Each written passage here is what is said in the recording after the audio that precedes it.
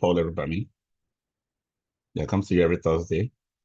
Last week, Thursday, we were very much engaged with the national conference of the Association of Facility Management Practitioners. And we wanted you to be part of that.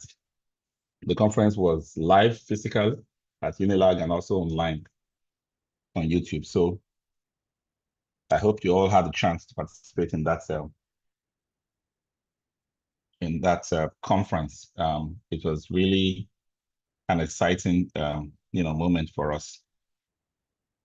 Okay, I would like to confirm if you see my screen. Anyone? Just indicate. Okay, good. Thank you for that. In the last 1 week, we've had close to 10 people indicate interest in joining the ongoing FM Mastercraft Diploma. And that was exciting because even though we closed the admission on the 1st of September, they really wanted to be part of it. So what it means is that they'll have to study a lot more, cover the videos of all classes, do all the assessments, and catch up. So we allowed them that exception and enjoined them to work hard to catch up. The FM Mastercraft Diploma is not a run-of-the-mill training, it's a credential, which means that there are certain rigors that's required. You must attend all class sessions, you must do all assignments on time and assessments, you must pass the exam, and you must complete your project. Okay, so now that we're in the last quarter of 2025, we are already recruiting for the next batch, which is starting on the 12th of January. So between now and the end of October, all those who sign up and make their full payments for the class starting on the 12th of January will receive a whopping 200,000 naira off. So whether it's a physical class you're paying for 950K, you take out 200 upfront. If you're paying for the virtual class for 750,000, you take a 200,000 off. So that's what we're offering for all those who sign up and make their payments against the January 12th class in the month of October. In the month of November, that amount drops to 150,000 off. In the month of December, that amount drops to 10% off, which is 95,000 from the physical and 75,000 from the virtual. So if you really want to take advantage of the 200,000 off for October, or the 150,000 off for November, or even if you want to wait till December, December promo normally end on the 20th, so we don't get into the Christmas period. You pay less by 10%. So that's the bonanzas we have on the table.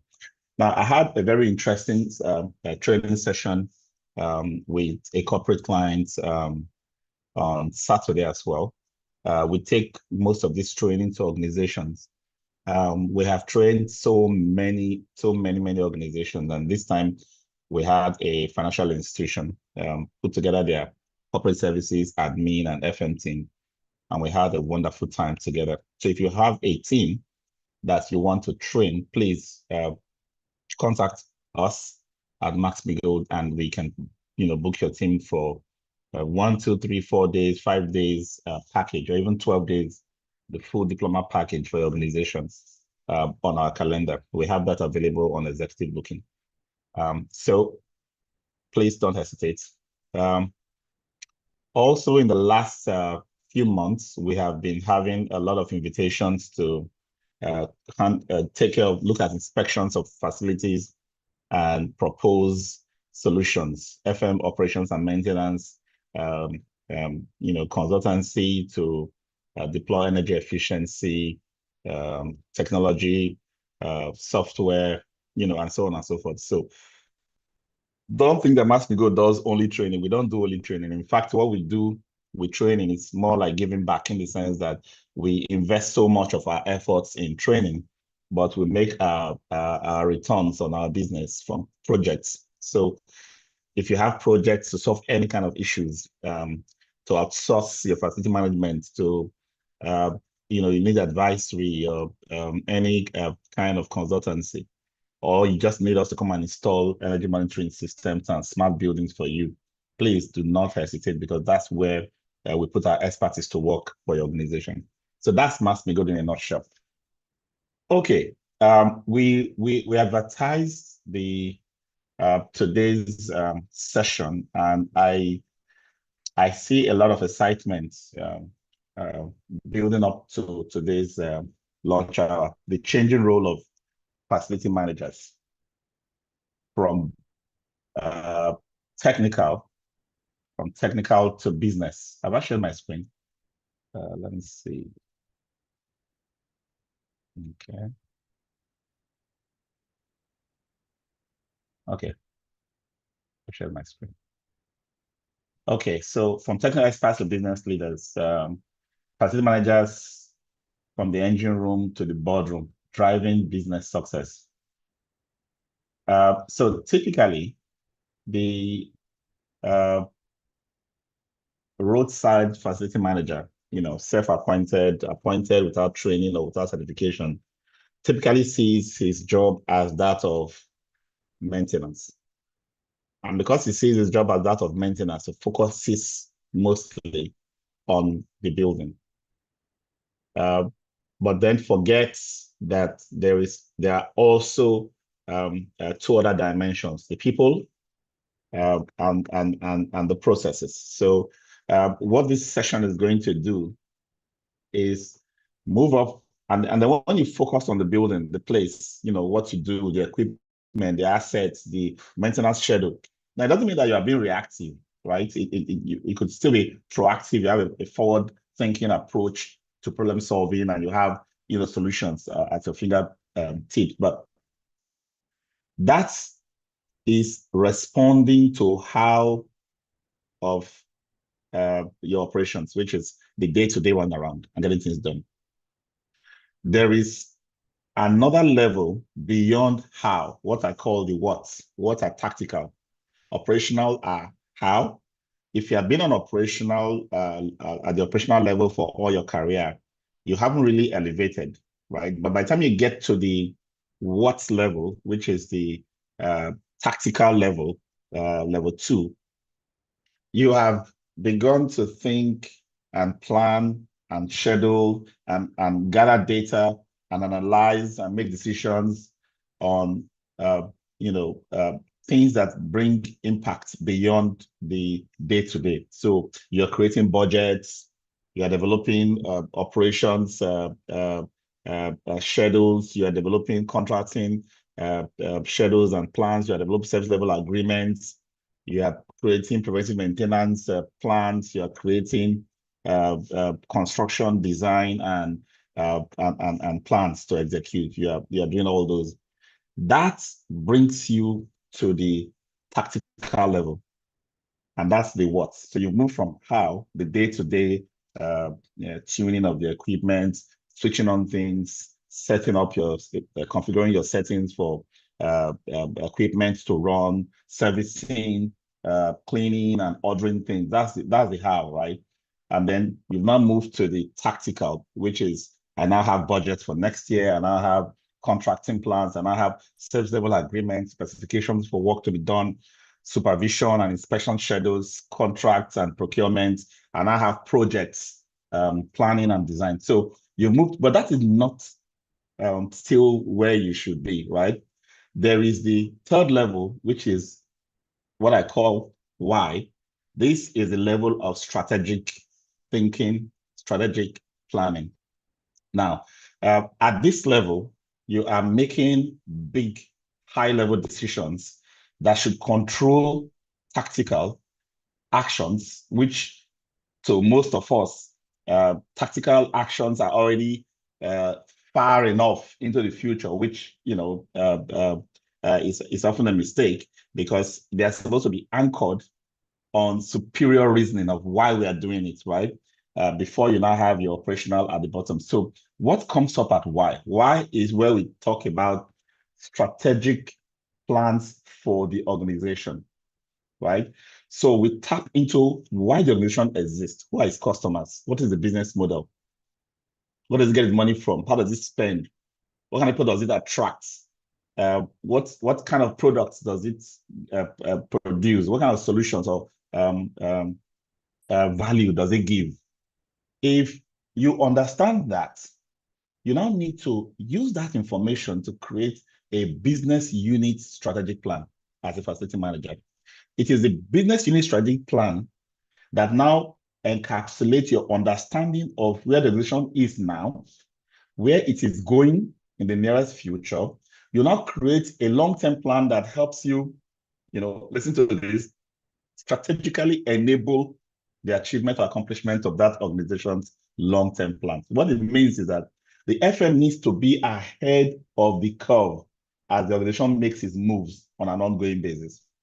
Okay, so I don't create a budget, create a construction plan to expand, optimize facilities, or create operational rosters and schedules and preventive maintenance unless I know exactly why the organization exists, who it exists for, who it attracts, and what will enable them, the people and the organization, to move, succeed, excel at what they do best. So my job as a strategic enabler cannot happen unless I fully understand the organization and the direction it is going. So in today's session, I'm going to just try to open our eyes to some areas where we can move from the day-to-day, take out trash, inventory in store, schedules of rosters and stuff, to more strategic thinking and ways of getting things done. And if we get it right, it becomes a new way of understanding what we are doing. Because once you know why you are doing what you are doing, the tendency to use that information to create the best solutions, because there are always multiple ways to solve all kinds of problems or meet all kinds of needs, right? Best now becomes what is mostly aligned. You could think about, several ways of, meeting a need, solving a problem, but in selecting which one is the best, it no longer comes from your own reasoning, from your own training and experience. No, it doesn't come from you. It now comes from your understanding of what the organization is trying to achieve, what it is actually doing. Okay.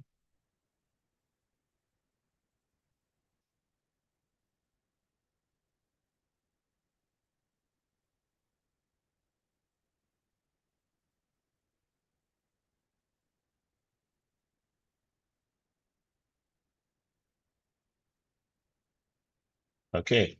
Trying to put my slide in presentation mode.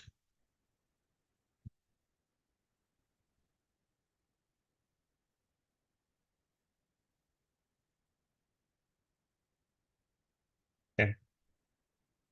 Okay, but my slide is visible, right? You're seeing it.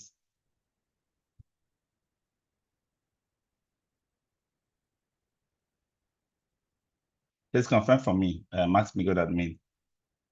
Yes, you can see. It doesn't move, sir. Okay, you're seeing it, right?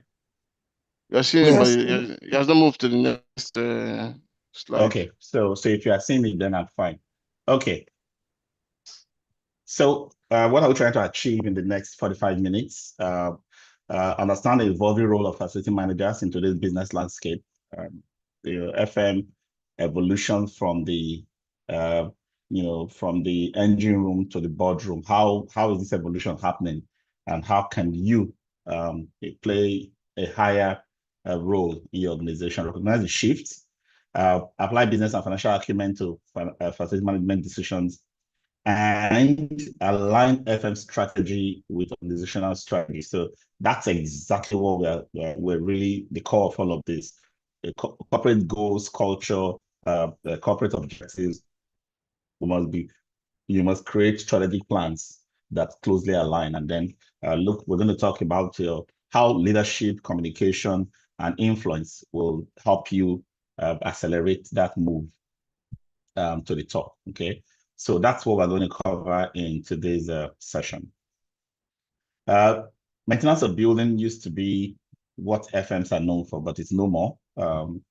In fact, if you know very well how to maintain buildings and that's all you know, you will be a technician, right? You will be a technician. You will be a, how would I put it?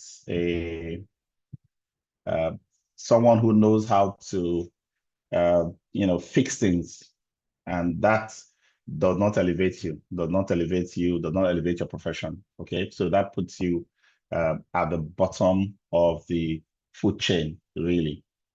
But if you can evolve from reactive, problem solving to proactive business planning, you are stepping up. You are now speaking a different language. So your maintenance activities becomes now becomes one of the tools, right? Now becomes one of the tools. Think about it. When we look at the broad scope of FM competencies as defined by IFMA, 11 competencies comes to mind. And out of those 11, one competence is the operations and maintenance competence, which, what does that make maintenance? A very small part. So that becomes one tool for you in driving organizational change and progress. It's no longer the main thing that you do. Okay, so that's one way to think about it. And then we become partners to the organization. So when business leaders are thinking sustainability, are thinking productivity of their expensive hires, people that are brought into the business to deliver, top dollar results. We are now partners in ensuring that the organization can attract those kind of people and can keep them, by giving them the kind of workplace experiences that makes them want to stay and want to be productive. When the organization is talking ESG, environment, sustainability, and governance, which is pretty much high level. This is what organizations are discussing with investors, with rating agencies, with for large organizations, who publicly quoted organizations. They need a strong governance model. They need a strong structure that defines sustainability and governance principles. And most of the time, they don't look in the way of assisting managers, right, when doing this. But if you look at a simple sustainability metric like carbon footprint, environmental impacts, and all those assessments of the organization's operations and how it impacts positively or negatively on the people, on the environment, much of the data that is needed to either make a claim, stake a position in the public eye, they all come from the facilities, from the assets, from the real estate portfolio that we are involved in or in charge of, right? So the modern FM role requires both technical expertise and leadership influence, as we will see in this session. So let's start with the basic premise for a business. You work in a business, and what does the business exist? Deliver value to a certain customer base. And by doing that well, there is revenue from that customer base. And from that revenue, some expenses are incurred and profits is made, right? So let's look at that simplified uh, uh, business approach to looking at the organization. In providing the value to that company, the organization to have certain reputation, having quality considerations in place, have certain people, human resources in place, and have the right environment in terms of assets, physical assets, and digital assets in place. Now, you see that machine that produces the results that the client likes, that makes them to come and come again. It's virtually all in our palms as facility managers. We are basically the ones controlling all of that. And I typically, make a few examples. If you go to an environment where there is so much sophistication, the ambience, it feels very rich and luxurious. You tend, as a customer now, you tend to want to pay a premium because you perceive that from all of this nice looking, very functional environments, there's so much quality going into their production. Well, you see that ambience, that look, that feel is created by facility management to help the organization create an image of top-notch, top quality, premium. Now, so that's one part of it. The second part of it in business is it's a simple equation we call the profitability equation. Revenue less expenses is equal to what? Profit. So the organizations are doing all they can to raise revenue, doing all they can to reduce costs so that profits can be maximized. Now, who do you think runs the largest chunk of the company organization's expenses after salaries or human resources? We, facility managers. We not only have the highest line item in terms of volume or size on the expense outline for the organization, we also purchase a myriad of things to just get the systems and the processes and the environment right and the machine oiled and working continuously.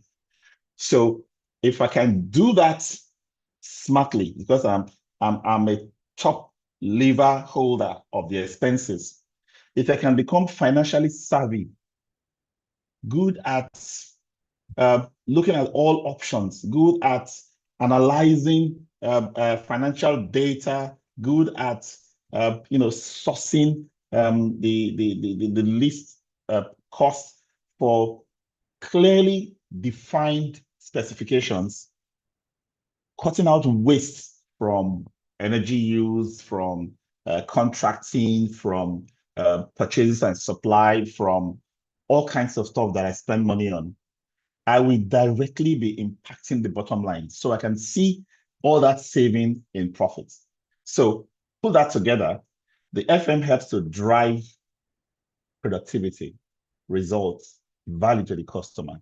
The FM helps to increase profitability by reducing costs.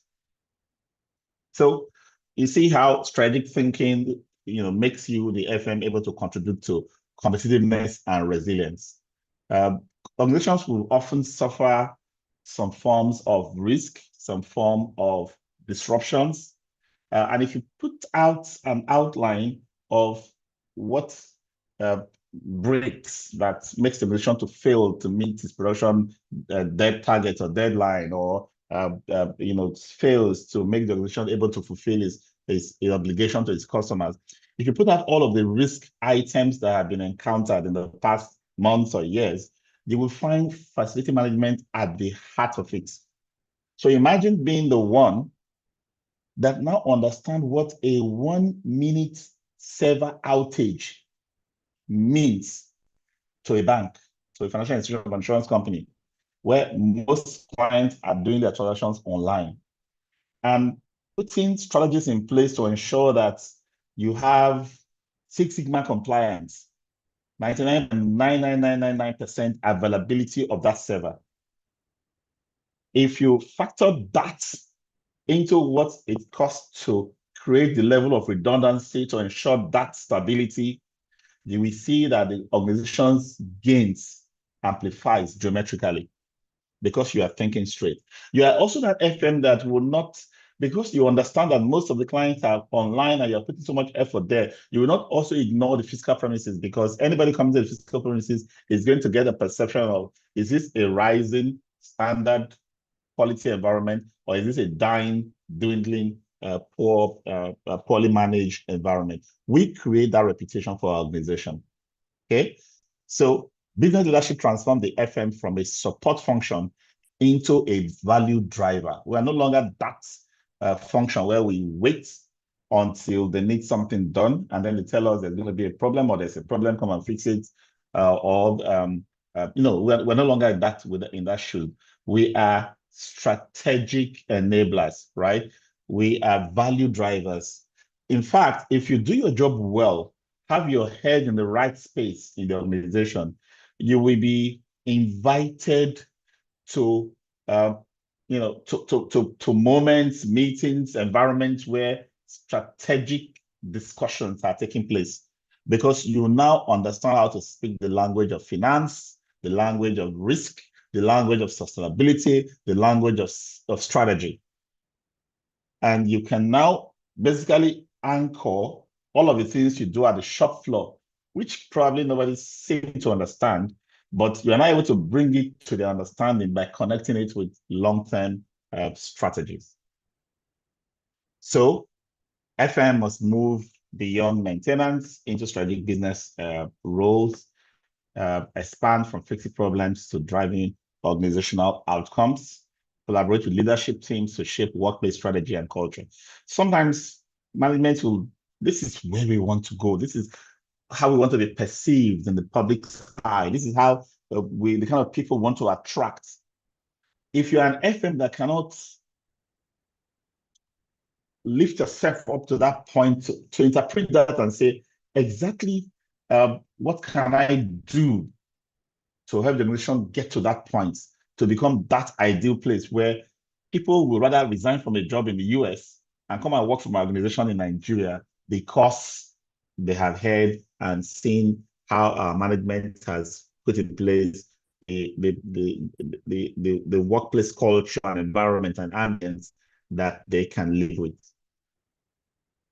So we support decision on finance, sustainability, risk management. We become trusted partners in achieving long-term business success. When you are a trusted partner, people don't just drop things at you randomly. You become one who is at the driving seat. So when the thoughts hit an ED or an MD or CEO about a vision he has for the organization, they'll be more likely to want to bounce it off you because they've seen you able to communicate strategy in the past, able to do analysis using data, using your knowledge of goals, strategy goals, and objectives in the past to proffer solutions that have turned out to be useful to the organization. So one of the big ways you can get this right is to acquire financial literacy and business acumen. Understand budgets, costs, return on investments, accounting, vocabulary, ledgers and chart of accounts. Because sometimes they even tell the FM, okay, so when you spend money on diesel, when you are retiring it in this form, please use this code for diesel. When it's diesel for generator or generation of power, use this other code for diesel again, but when it's used in vehicles for transportation. And the FM is like, no, this is this one now. Why are you giving me different confusion? Now, if we are being brought on, to understand accounts and financial technology, please welcome it with everything you got, because if they see that you can comprehend such conversations, then they will involve you when decisions are being made. Like some of us, we've got to the point where they ask us to go and get budgets. But when things like budget variance analysis, inflation, year-on-year inflation and the impact on budget, analyzing, internal rate of returns for different types of investment, coming up with financial analysis that has to do with return on investment when you want to request for funds to execute a project. If you see all of those things as above you and you really can't get your head around it, then you're not ready, because that is the language that is spoken at that level. That's the language that if you understand and have this financial literacy, this ability to read a business plan, a financial statement, a budget, a ledger, and be able to make sense out of it, and use the information in those kind of financial documentation to also come up with your own analysis. You will go a long way. You'll go a long way in being able to elevate that FM level in the organization. Then business acumen. This is one aspect that FMs really, really need to upgrade in. You tell the organization, for example, we should pay the vendor upfront. And people at the top are more conscious about getting value first, using other people's money to get results and pay later, even if they have to pay more. And the FMs will typically say, oh, we are making foolish decisions. Why are we paying more later? Well, we can pay less now, right? There's a consideration of the cost of funds, internal rate of returns of funds, and other analysis that go into the decision to pay more later. One, you have transferred the risk. So if the vendor doesn't do well, doesn't get paid, isn't it? So that risk is not on you as an organization. If you pay small money and that small money doesn't give you value, you've lost that small money, isn't it? And then two, when your money is in your hands and you're using it to do your business, how much can your organization make with that money over the time that you're not spending it on what else is giving you value, right? And then in addition to that, you get value upfront. So what can you do with that value? So somebody's installing a generator for you, or doing a contract to clean or do any other service. As it's delivering that service, you are getting value from it, right? So it's only natural that you should pay a little bit of an extra. But business acumen is what makes you accept that it makes sense to pay later, okay? And then financial skills to influence executives and decision makers. Some FMs, need to really upgrade in this area. And this has to do with the use of metrics. What do I mean by the use of metrics? You have budgets and you have absolute amount that you spend on producing water, generating electricity, providing all kinds of services. And every time you talk about those things, you keep talking about them as absolute, never connecting them to the value they drive. So if you are in a mall and you spend 13 million in providing electricity in that mall, and that's all you know about that 13 million, then you don't yet understand, how to elevate why you are doing what you are doing. Because that 13 million was spent generating energy. If I want to report it, I'm not reporting just the 13 million, I'm reporting it as tied to the value metrics that the organization is really investing in, and that is footfalls. So I know how many people come into the mall. I know the average amount they will typically buy.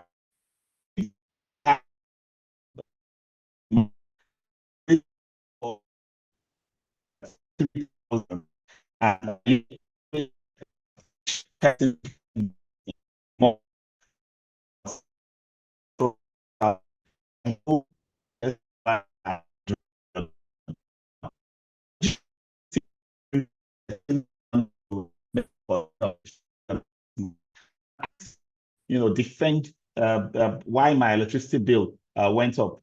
And then I'm defending it without even connecting it with what the electricity bill provided for. There's so much body heat that came in. So many people came in extra. There was so much more money that was made because there was more people that came in. So I'll go there to tell them that the 15 or 16 million you are seeing is actually a cheaper electricity cost. And everybody was like, okay, go on. The month I spent 30 million, there were 2,000 footfalls. Divide it out and know what the metric electricity cost per shopper. And then the month I spent 16 million, there were 1/3 more. By the time I divide that, you find that that number has dropped. That is the sense, that's the wisdom in knowing having financial skills to communicate. So why would I imagine a school and not mentioning number of managing a restaurant without tracking people that come into the restaurant? You can't just stay at the back bench at the basement, collecting money and providing services and not really concerning yourself with how are my services impacting the organization? How is the organization getting value? What value am I really producing? If you stay at that backwaters, you will always be relegated. You will never be consulted, and you will always be told that you are spending too much, you are incompetent and stuff, because you took your mind away from the goal. You took your focus away from why you are doing what you are doing. Okay, so you must master money. The language of money is very different. When you do all these things I'm describing, you are seen as a value creator, not a spender of money. In fact, if you get this right as a facility manager, you will get whatever you ask for. Whatever you ask for. Nobody will look at the budget as too expensive. Nobody will look at you as not providing value because you are able to communicate it. You're able to tie them in. And so what it means is you don't only need to have data, generate data and reports on what you are doing, but you must also generate data and report on what you are doing is impacting for the organization. Then connect the two together so that you can come up with the kind of numbers and reports that shows the value you are providing. Linking FM performance to organizational outcomes. Facility performance directly affects employee productivity and satisfaction. Now, this is one area that is often difficult to measure. So you must have certain ways to place your fingers on the pulse of employee productivity and satisfaction. Well-managed facilities reduce downtime, risks, and operational disruptions. Security, top-notch. Environmental hazards like storms, causing light out in your facility, or flashes or electric shocks, out of the question, no risk. Operational activities run smoothly, no power outage, no water outage. Now, you see, those are the kind of things that most FM don't even know how to report on. I had 100% power availability. I had 100% water availability. I had 100% internet availability. What does that do for the organization?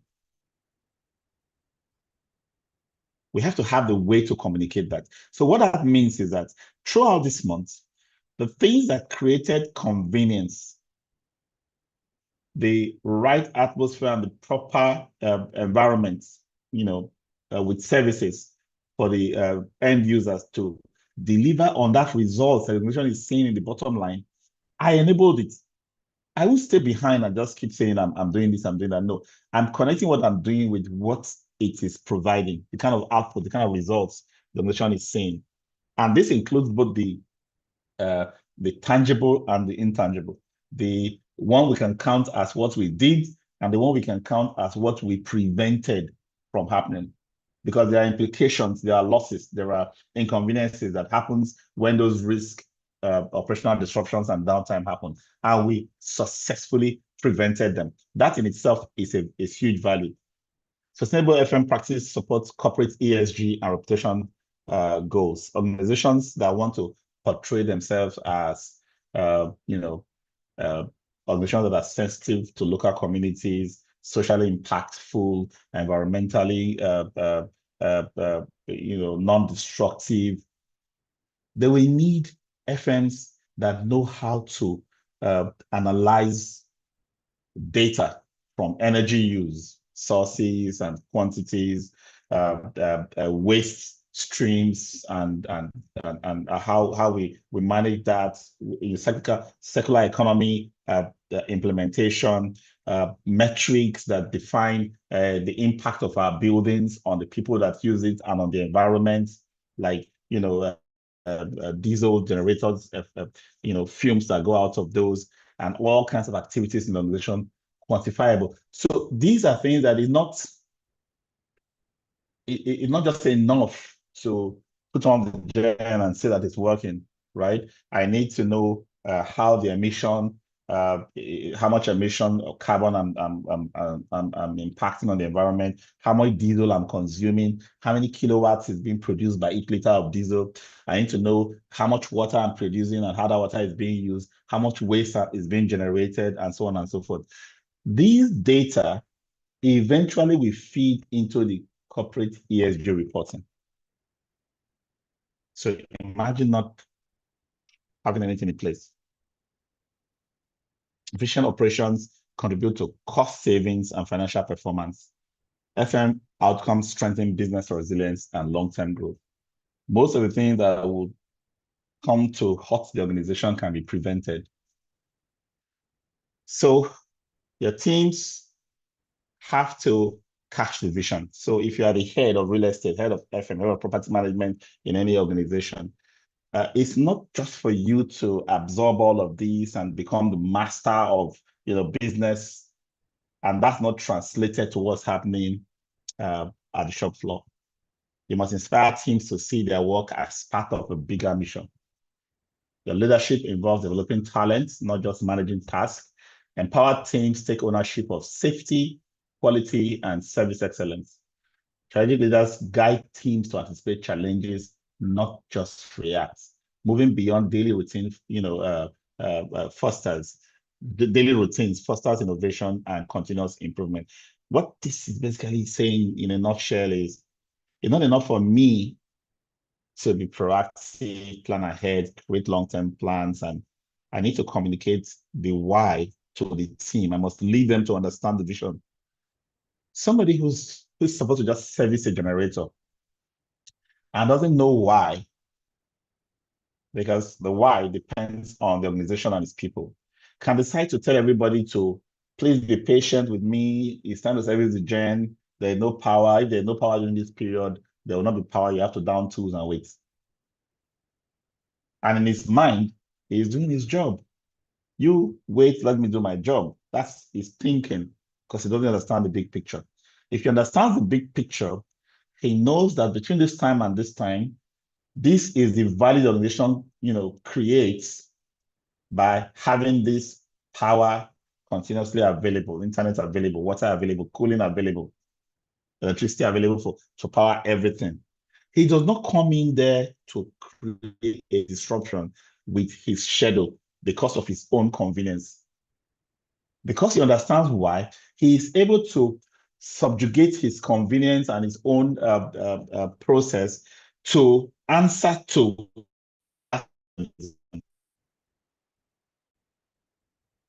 So my organization is going to look ahead, in this era of AI, IoT, waiting to be led along. Why should you be the one that want to be carried along? You didn't carry us along. No, you're supposed to be the champion of your team should be championing the adoption of new technologies and smart systems. Because without innovation, you cannot, take care of all of those risks and workplace resilience issues that we discussed about. Even gathering data on energy, for example, it cannot be happening with just your aggregate meter. It has to happen at circuit level, because at some point, you need to be able to account for the carbon footprint of your organization and how that carbon builds up, which means at circuit levels, you should be able to know how energy is being used and how waste is being generated. The FM position, you position your organization to thrive in a fast-changing business environment because you are ahead of the curve when it comes to technology.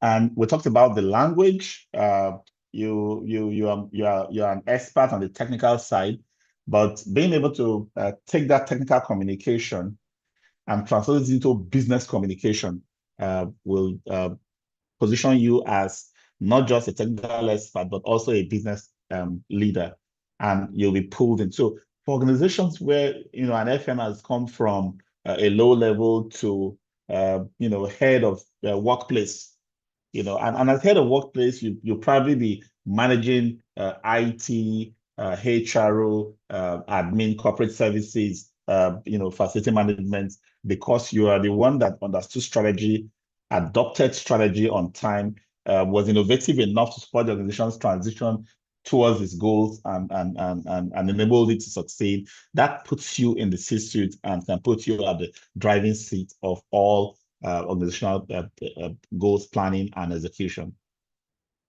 So this alignment is what we're talking about.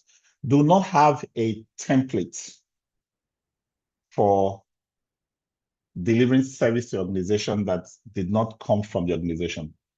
If you manage company A in the aviation sector, and you are now being brought to manage company B in the medical or health hospital industry, you cannot take the templates.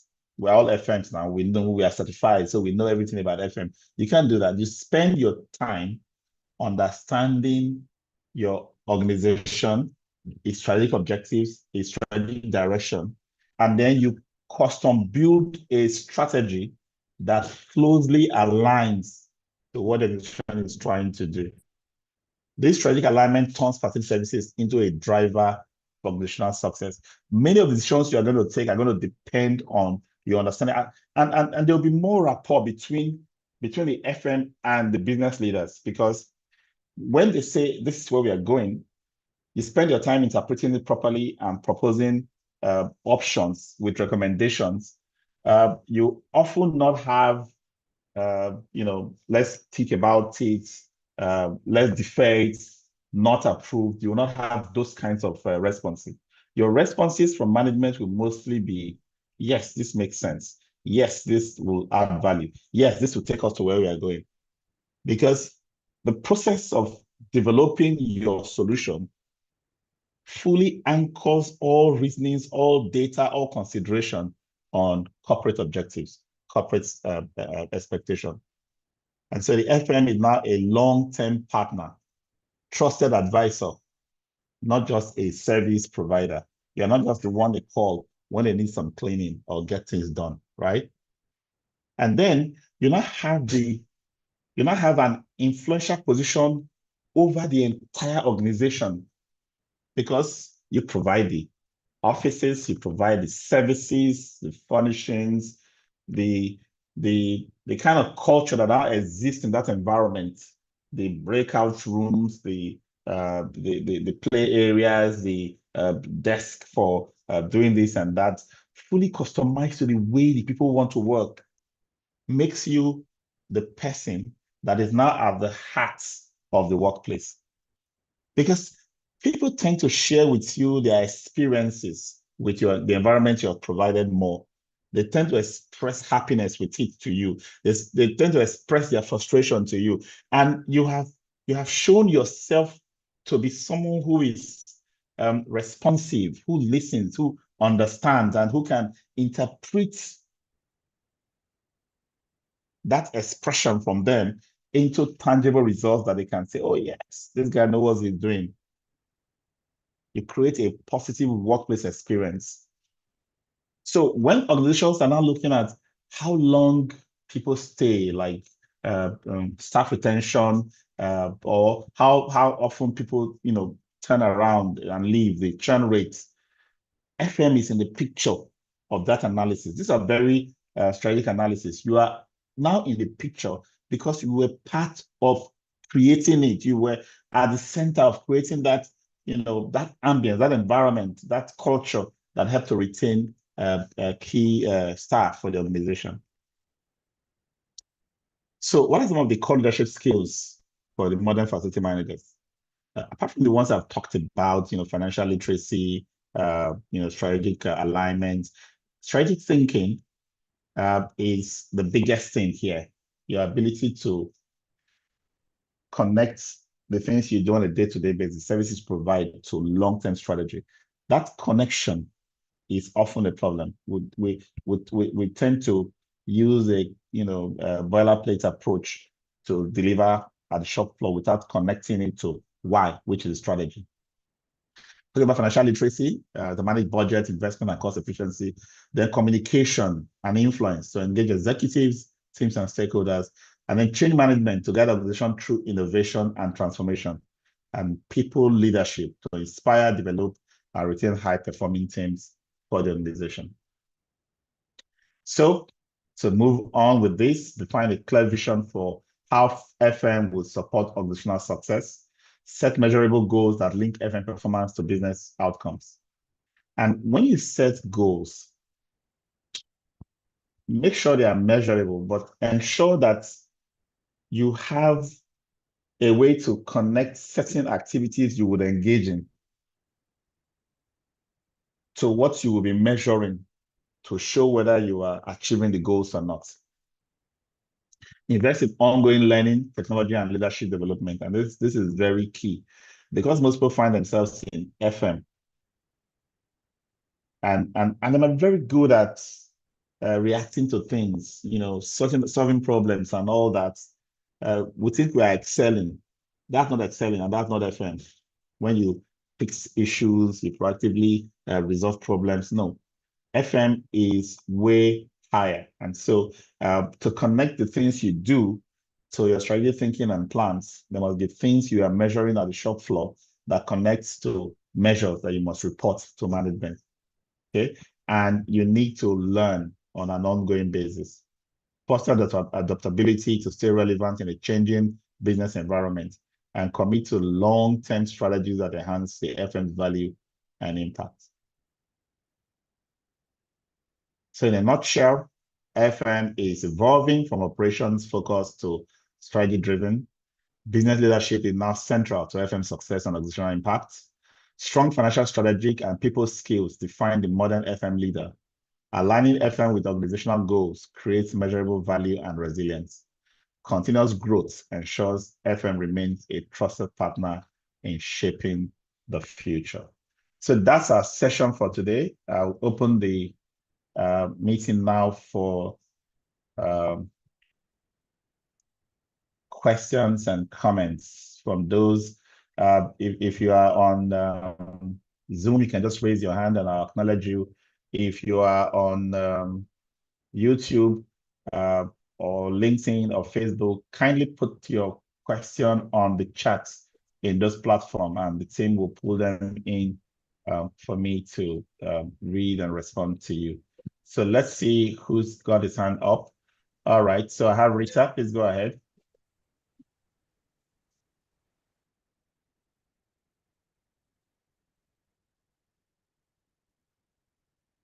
Please go ahead, Rita. You have the floor now. I have listened to you talk over and over and over again about FM, but something just struck me right now. It has been there, but it just hit me in a different light. Facility management, it's taking its place in the workplace. I just want everybody to hear it and hear it very well. So that if you are playing with your job or with facility management, as in it is just for the nobodies, people that did not get a job somewhere, they just jumped into facility management. Please take it seriously. Honestly, exactly. Facility management is taking its rightful place in the workplace. That's Thank true. You, sir. Thank you so much. Thank you for that. That's very, very instructive too, because if you think about it, if two engineers are in an organization, one is in FM and the other one is in, other fields, and they both graduated at the same time with the same number of years of experience, you will most likely see the FM that has strategic, reasoning and thinking and planning as part of his tool, excel and zoom higher position and gets paid more. So that's just the reality of our industry. The demand for FMs now is also driving that growth. So an FM, we charge more now because there are few people dragging those positions in large organizations. So feel yourself lucky that you are here and you're hearing this. And I do not expect that you have any concern about because that's still the flagship institution, training ground for FMs in Nigeria. Yes, I have to go ahead with your comment. Okay, thank you so much. I am really, really happy to be in this training. Thank you so much. But one thing I want you to just throw light on is as regard this acquiring financial literacy, business acumen. Is something that is not new to us as FM, but we don't really have it because we believe that we are not operating on that level. Okay, right. We're not operating at that level. Okay, what we do mostly here in my space, we do I'm in HVAC. Okay, I don't do sourcing. I don't do anything. I only do PM and CM, and I just plan. I plan PM for the quarterly, and see how I'll go about it.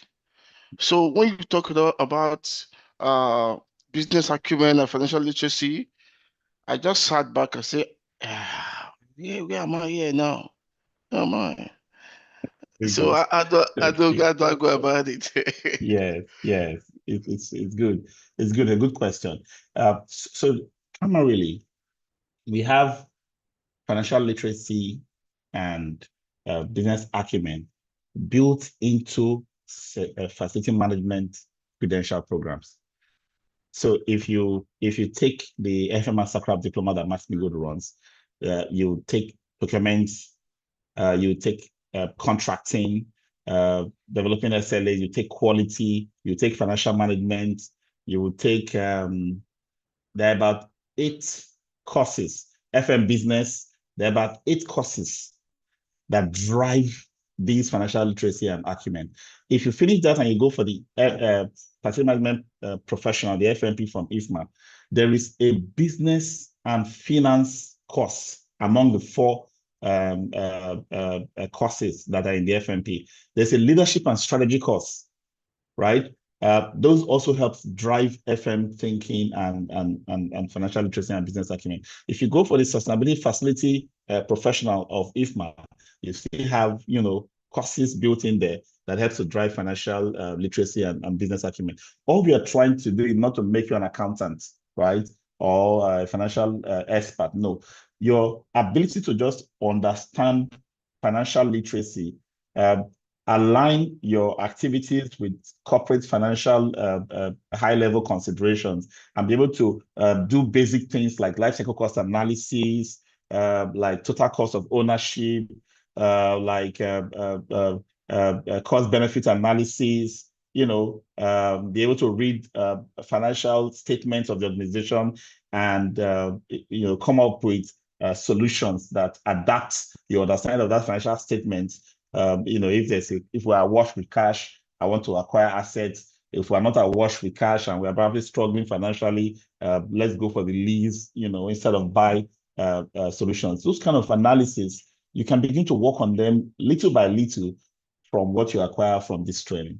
So I'll tell you for free, the FMR Sacrap diploma, it's one great tool that can set you up. We have, as part of the 6 projects that you do at the end of it, we have a budget project, We have preventive maintenance, where most people will mostly thrive.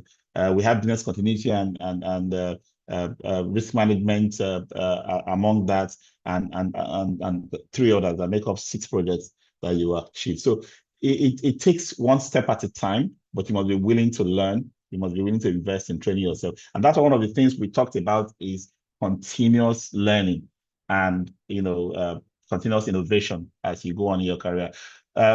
What will be harmful is staying with what you are doing now, because I am not opportune to run budgets and project plans. I'm being assigned to do things at the shop floor. Therefore, I don't need to learn that next level. That's dangerous for your career. To move yourself up, you need to prepare yourself for that next level by acquiring the knowledge through training.